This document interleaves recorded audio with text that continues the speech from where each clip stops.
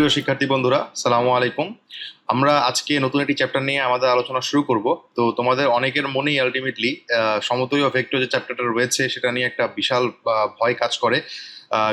এবং আরেকটা জিনিস তোমাদেরকে একটু বলে রাখা দরকার যে তোমাদের এই সমতলীয় ভেক্টর বা ভেক্টরের সূচনা এসএসসি তে হলেও তোমাদের একটা পরিণত আইডিয়া তোমরা পাবা হচ্ছে যখন তোমরা এইচএসসি তে অধ্যয়ন করবে তখন।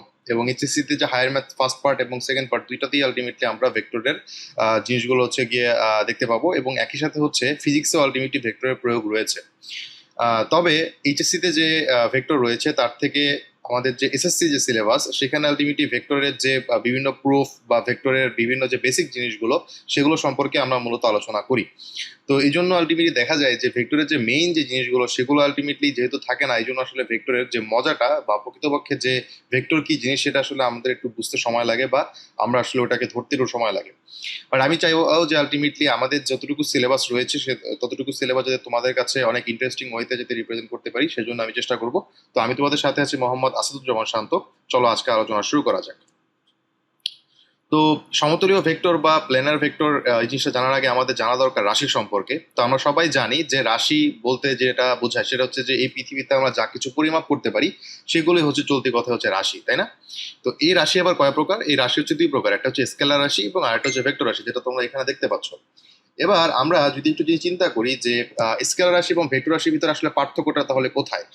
তো তোমরা সবাই অনেকে হয়তো জানো, বাট তারপরে বলে রাখা দরকার যে যে রাশি কেবলমাত্র একক সহ পরিমাণ দ্বারা অথবা পরিমাণের পূর্বে প্লাস বা মাইনাস চিহ্ন যুক্ত করে সম্পূর্ণরূপে বোঝানো যায় তাকে স্কেলার বা অদিক বা নির্দিক রাশি বা স্কেলার কোয়ান্টিটি বলা হয়। যেটা এখানে বলা হলো কি যে যদি তোমার কোনো একটা রাশিকে রিপ্রেজেন্ট করতে শুধুমাত্র তোমার মানটাই দরকার হয়, কোনো ধরনের দিকের দরকার হয় না, সেখানে আলটিমেটলি আমরা হচ্ছে গিয়ে সেই ধরনের রাশিকে বলবো হচ্ছে আমরা কি বলবো স্কেলার রাশি বা অদিক রাশি বা নির্দিক রাশি বা ইংরেজিতে বলে স্কেলার কোয়ান্টিটি বলবো। তো এদের উদাহরণ কোনগুলো? এদের উদাহরণ হচ্ছে দৈর্ঘ্য, ভর, আয়তন, দ্রুতি, তাপমাত্রা ইত্যাদি প্রত্যেকে হচ্ছে স্কেলার রাশি উদাহরণ। যদি একটু ভালো করে খেয়াল করো যে লেন্থ, তোমাকে যদি বলা হয় একটা কাঠি, সেই কাঠিটার লেন্থ কত, তাহলে তুমি বলো কাঠিটার লেন্থ সে ফর এক্সাম্পল 10 মিটার। তাহলে তুমি বলো কাঠিটার লেন্থ হচ্ছে 10 মিটার, কিন্তু 10 মিটারটা কোন দিকে? অর্থাৎ একটা কাঠির দৈর্ঘ্যকে রিপ্রেজেন্ট করতে কিন্তু তোমার দিকের দরকার হয় না, এই জন্য দৈর্ঘ্যটা হচ্ছে একটা স্কেলার রাশি। তার মানে যাদেরকে রিপ্রেজেন্ট করতে শুধুমাত্র ভ্যালু এর প্রয়োজন, কোনো ধরনের হচ্ছে ডিরেকশনের দরকার নেই বা দিকের দরকার নেই, সে সকল রাশিকে আমরা বলবো হচ্ছে অদিক রাশি বা স্কেলার রাশি। সিমিলার ওয়েতে তাহলে সেক্ষেত্রে যে রাশিকে সম্পূর্ণরূপে প্রকাশ করার জন্য তার পরিমাণ মানে ভ্যালু এবং একই সাথে দিক দুইটারই প্রয়োজন হয় তাকে বলা হবে হচ্ছে ভেক্টর রাশি বা সদিক রাশি। তাই এটাকে বলা হবে ইংরেজিতে ভেক্টর কোয়ান্টিটি। তো ভেক্টর কোয়ান্টিটির ভিতরে কি কি আছে একটু দেখো। সরণ, ডিসপ্লেসমেন্ট যেটাকে ইংরেজিতে বলা হয়, বেগ বা ভেলোসিটি, ত্বরণ বা অ্যাক্সেলারেশন, দেন ওয়েট বা ওজন বা বল, এইগুলো হচ্ছে যে ভেক্টর রাশি উদাহরণ। কারণ দেখো তুমি আলটিমেটলি একটা জিনিস আমরা হয়তো ফিজিক্সে পড়ে থাকবো যে এ পজিশন এবং বি পজিশন দুটো যদি পজিশন হয়, এ থেকে বি পজিশনে তুমি এই পথেও যেতে পারো, অথবা এই পথেও যেতে পারো, অথবা সোজা একদম সহজভাবে সোজা যেতে পারো। তাহলে আমরা জানি সরণ কোনটা? সরণ মানে হচ্ছে বস্তুর আদি অবস্থান এবং শেষ অবস্থানের মধ্যকার লম্ব দূরত্ব। এবং সরণের দিক হয় কোন দিকে? সরণের দিক হয় আদি অবস্থান থেকে শেষ অবস্থানের দিকে। তাহলে এই যে সরণটা যদি 5 মিটার হয়, এই সরণটাকে রিপ্রেজেন্ট করার জন্য 5 মিটার এই ভ্যালুর পাশাপাশি আমাদেরকে দিকেরও দরকার রয়েছে বা দিকেরও ইনক্লুড করার প্রয়োজন রয়েছে, এই জন্য এটাকে বলা হবে হচ্ছে একটা ভেক্টর রাশি। সিমিলার যে তুমি যদি বলো কোনো একটা বস্তুর ভেলোসিটি হচ্ছে 5 মিটার পার সেকেন্ড, তো তোমাকে উল্লেখ করে দিতে হবে 5 মিটার পার সেকেন্ড সেটা কোন দিকে। ধরলাম এটা উত্তর দিকে, তাহলে 5 মিটার পার সেকেন্ড উত্তর দিকে, অথবা 5 মিটার পার সেকেন্ড এক্স এক্সিসের সাথে 30 ডিগ্রি অ্যাঙ্গেলে। তো এভাবেও তুমি হচ্ছে গিয়ে একটা ভেক্টর রাশিকে রিপ্রেজেন্ট করতে পারো। তার মানে ভেক্টর রাশিকে রিপ্রেজেন্ট করার জন্য ভ্যালুর দরকার আছে এবং একই সাথে তার দিকের দরকার রয়েছে। তো এটুকু আমরা বুঝতে পারলাম।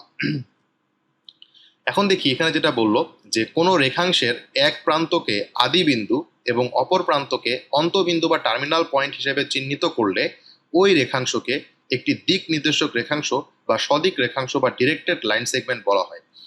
কোনো দিক নির্দেশক রেখাংশের আদি বিন্দু এ এবং অন্তবিন্দু বি হলে ওই দিক নির্দেশক রেখাংশকে এবি দ্বারা সূচিত করা হয়।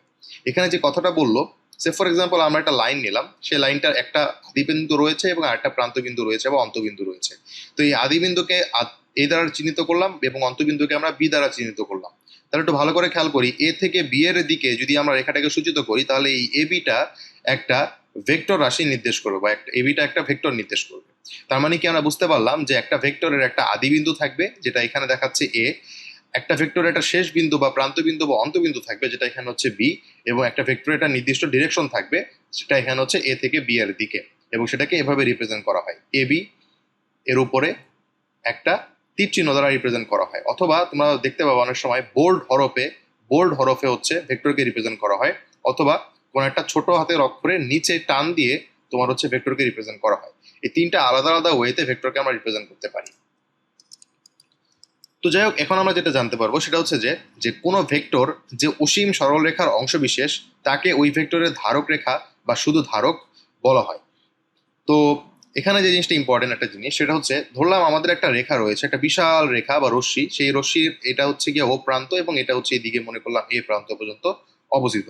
তো এখন আমরা যদি একটা ভেক্টর কোয়ান্টিটি নিই যেটার ভ্যালু হচ্ছে গিয়ে ও বি এর সমান এবং যার ডিরেকশন হচ্ছে ও বি বরাবর, তাহলে এই যে ও এ রেখাটা, এই ও এ রেখার অংশবিশেষ কিন্তু ও বি, তাই না? এই ও এ বড় রেখাটার অংশবিশেষ হচ্ছে ও বি, তাই এই ও এ বড় রেখাটাকে বলা হবে হচ্ছে এই ও বি ভেক্টরের ধারক রেখা। তেমন কোনো একটা রেখা বা কোনো একটা ভেক্টর যে বিশাল রেখার অংশ বিশেষ বা যে সরল রেখার অসীম সরল রেখার অংশ, তাকে বলা হবে হচ্ছে ওই ওই ভেক্টরের ধারক রেখা বা শুধুমাত্র ধারক বা সাপোর্ট বলা হবে। তো এটা খুবই ইম্পর্টেন্ট, এমসিকিউতেও আসে এবং হচ্ছে আমাদের সিকিউ এর যে ক বা এ পোর্শন সেখানে আলটিমেটলি এটা চলে আসতে পারে যে ধারক রেখা কাকে বলে। তো আশা করি এই সংজ্ঞাগুলোর সাথে আমরা পরিচিত হতে পারলাম এবং কোনো ধরনের কনফিউশন যাতে না থাকে সেভাবে করে তোমাদেরকে পড়তে হবে। তো চলো পরবর্তী স্লাইডে আমরা চলে যাই। তো পরবর্তীতে আমরা দেখতে পাচ্ছি যে ভেক্টরের সমতা এবং বিপরীত ভেক্টর। তার মানে ভেক্টরের সমতা বলতে বুঝতেই পারতেছি যে আমাদের দুইটা ভেক্টরকে কখন আমরা সমান বলতে পারবো, আর কখন দুইটা ভেক্টর পরস্পরের বিপরীত হবে সেটা আমরা এই আলোচনার মাধ্যমে জানতে পারবো। তো প্রথমত আমরা দেখি সমান ভেক্টর কি জিনিস। সমান ভেক্টর হচ্ছে একটি ভেক্টর ইউ একটা ভেক্টর, আমি যেটা বলেছিলাম যে ছোট হাতের অক্ষরে নিচে টান দিয়েও হচ্ছে গিয়ে ভেক্টরকে রিপ্রেজেন্ট করা যায়। তো একটি ভেক্টর ইউকে অপর একটি ভেক্টর ভি, এই দুইটা ভেক্টরকে সমান বলা হবে যদি এইখানে যে আলটিমেটলি দেওয়া আছে ইউ ভেক্টরের পাশের দুটা রেখা, এটাকে বলা হয় মডুলাস অফ ইউ বা ইউ ভেক্টরের মান আর ভি ভেক্টরের মান। তার মানে দুইটা ভেক্টর পরস্পরের সমান হবে যদি দুইটা ভেক্টরের মান সমান হয়, অর্থাৎ ইউ ভেক্টরের দৈর্ঘ্য যা এবং ভি ভেক্টরের দৈর্ঘ্য যদি তাই হয় তাহলে সেক্ষেত্রে আমরা সেটাকে সমান ভেক্টর বলতে পারবো।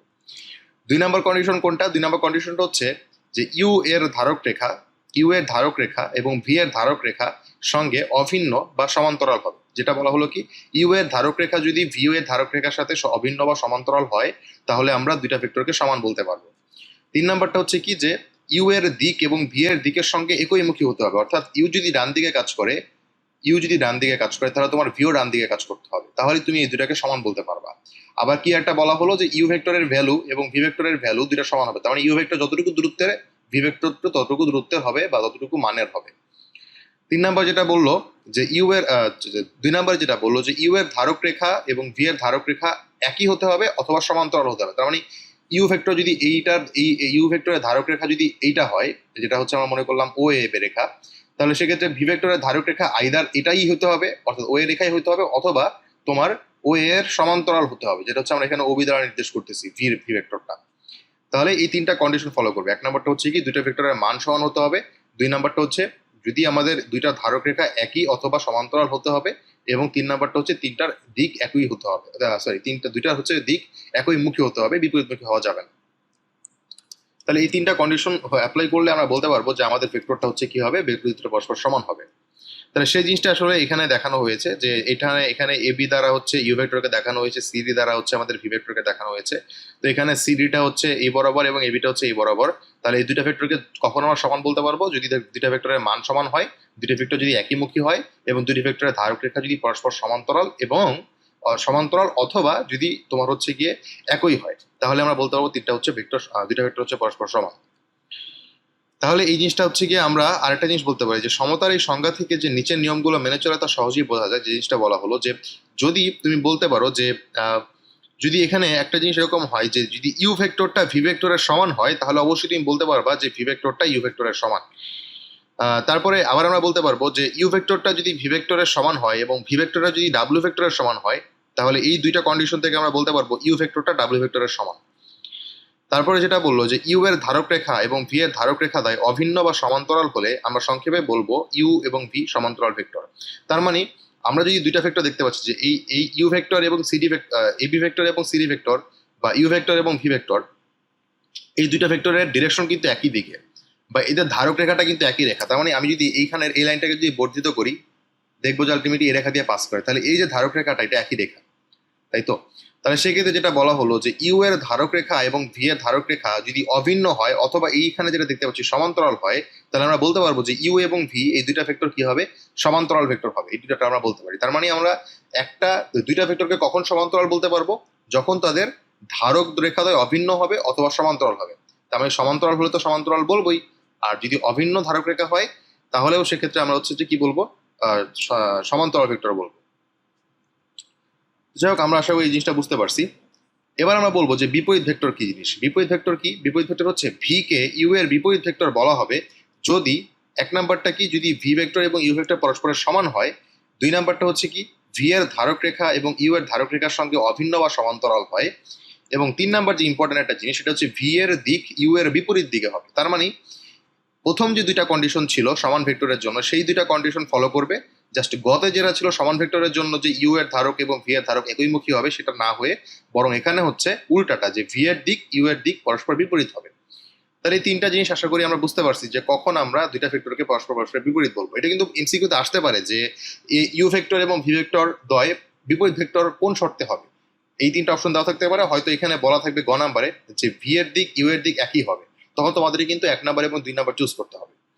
তাহলে আশা করি এই কন্ডিশনগুলো আমরা বুঝতে পারছি। তো এই স্লাইডের প্রতিবদ্ধ বিষয় কয়টা? তিনটা। একটা হচ্ছে সমান, দুইটা, একটা হচ্ছে সমতা এবং একটা হচ্ছে ভেক্টরের বিপরীত ভেক্টর কাকে বলবো, এবং সমতার জন্য তিনটা কন্ডিশন, আর এখানে বিপরীত হওয়ার জন্য তিনটা কন্ডিশন। আশা করি আমরা এই জিনিসটা বুঝতে পারছি। এবার আমরা যদি একটু ভালো করে দেখি যে ভেক্টর যোগের ত্রিভুজ বিধি আমরা হচ্ছে কিভাবে বলতে পারবো। দেখি এখানে যেটা বলা হয়েছে যে ভেক্টর যোগের ত্রিভুজ বিধি কি, যে উপরের চিত্রে ইউ এবং ভি সমান্তরাল না হলে, আমরা দেখতে পাচ্ছিলাম যে ভেক্টর দ্বয় আলটিমেটলি ইউ যদি এই বরাবর ক্রিয়া করে, ভিও দেখতে পাচ্ছি এই বরাবর, অথবা ভিটা হচ্ছে তোমার সমান্তরাল বরাবর ক্রিয়া করতেছে। তাহলে কি ইউ এবং ভি যদি পরস্পর সমান্তরাল না হয়, তাহলে সেক্ষেত্রে দেখা যাবে যে ইউ এবং ভি এর মাঝখানে একটা নির্দিষ্ট কোণ থাকবে। ধরলাম ইউ এটা, এই বরাবর হচ্ছে আমরা মনে করলাম ভি। তার মানে ইউ এবং ভি যদি পরস্পর সমান্তরাল না হয়, তাহলে সেক্ষেত্রে ইউ এবং ভি এর যোগফল এবং ইউ ভেক্টর এবং ভি ভেক্টর, এই তিনটা আলাদা আলাদা ভেক্টর দ্বারা একটা ত্রিভুজ তৈরি করতে পারি। তো এই ব্যাপারটাকেই বলা হয় হচ্ছে গিয়ে ভেক্টর যোগের ত্রিভুজ বিধি। আমি আবারও বলছি, আমরা এর আগের যে জিনিসটা সেখানে আমরা দেখতে পেলাম ভেক্টরের সমতা বা বিপরীত ভেক্টরের সূত্র অনুসারে যে দুইটা ভেক্টর কি হতে হবে, পরস্পর এর ধারক রেখাদ্বয় পরস্পর একই হতে হবে অথবা সমান্তরাল হতে হবে। এবার আমাদের কথা হচ্ছে যদি কোনো কারণে দুটি ভেক্টরের ধারক রেখা যদি পরস্পর সমান্তরাল না হয়, যদি নির্দিষ্ট অ্যাঙ্গেল করে হয়, তাহলে ওই দুইটা ভেক্টর এবং তাদের যোগফল এই তিনটা মিলে একটা ত্রিভুজ গঠন করবে। তো এটা নিয়ে একটা ত্রিভুজ বিধি গঠিত হয়। তো এখানে এই ত্রিভুজ বিধিটা লাল কালার দ্বারা আমি এখানে দেখাচ্ছি, যেটা হচ্ছে বলা হচ্ছে এখানে যে একটা ত্রিভুজের দুইটা বাহু একই ক্রমে দুটি ভেক্টর নির্দেশ করলে তৃতীয় বাহু বিপরীত ক্রমে তাদের লব্ধি নির্দেশ করবে। তো লব্ধি মানে হচ্ছে দুইটা যোগফল। যদি আমরা এখানে চিত্রটা খেয়াল করি, দেখো এখানে এবি একটা ভেক্টর এবং বিসি আর একটা ভেক্টর, এবি একটা ভেক্টর, বিসি আর একটা ভেক্টর।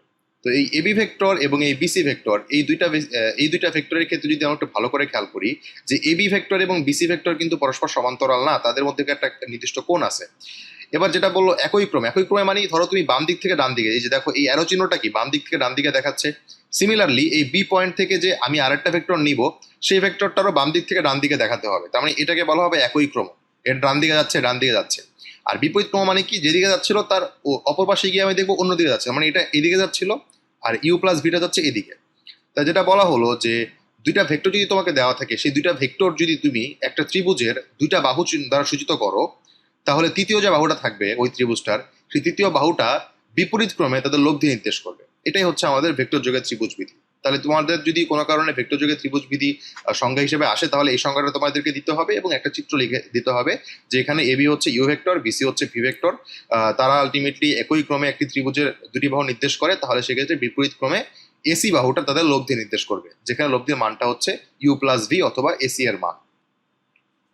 যাক, আমরা আশা করি এই জিনিসটা বুঝতে পারছি। তো ভেক্টর যোগ করার দুইটা পদ্ধতি আছে, একটা হচ্ছে তোমার ত্রিভুজ বিধি এবং অন্যটা হচ্ছে সামান্তরিক বিধি। তো পরবর্তীতে যেটা আছে যে ভেক্টর যোগের সামান্তরিক বিধি, সেটা এখন আমরা একটু দেখি।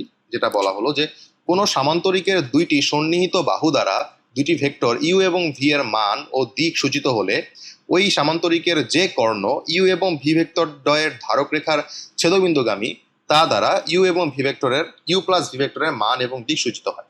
তার মানে চলতি কথায় বলতে যদি আমরা বুঝাই যে একটা সামান্তরিক যদি আমরা নেই, সেই সামান্তরিকের দুটি সন্নিহিত বাহু দ্বারা যদি ভেক্টর রিপ্রেজেন্ট করি আমরা, দুটি সন্নিহিত বাহু দ্বারা যদি দুটি ভেক্টর রিপ্রেজেন্ট করি আমরা, তাহলে তাদের যে ছেদবিন্দু, সেই ছেদবিন্দুগামী যে কর্ণটা থাকবে, সেই কর্ণটা একই ক্রমে তাদের লব্ধি নির্দেশ করবে। যদি আমরা এখানে একটু ভালো করে খেয়াল করি, এখানে ও এ সি বি একটা কি সামান্তরিক, এই সামান্তরিকের ও এ বরাবর হচ্ছে আমাদের ইউ ভেক্টর রিপ্রেজেন্ট করতেছি এবং ও বি বরাবর আমরা ভি ভেক্টর রিপ্রেজেন্ট করতেছি। তাহলে এই ও বি এবং ও এ এই দুইটা ছেদবিন্দু হচ্ছে ও, তো ও থেকে যে কর্ণটা ওসি কর্ণ, সেই ওই ওসি কর্ণের ভ্যালুটা হবে হচ্ছে ও এ এবং ও বি এই দুইটা ভেক্টরের লব্ধির সমান।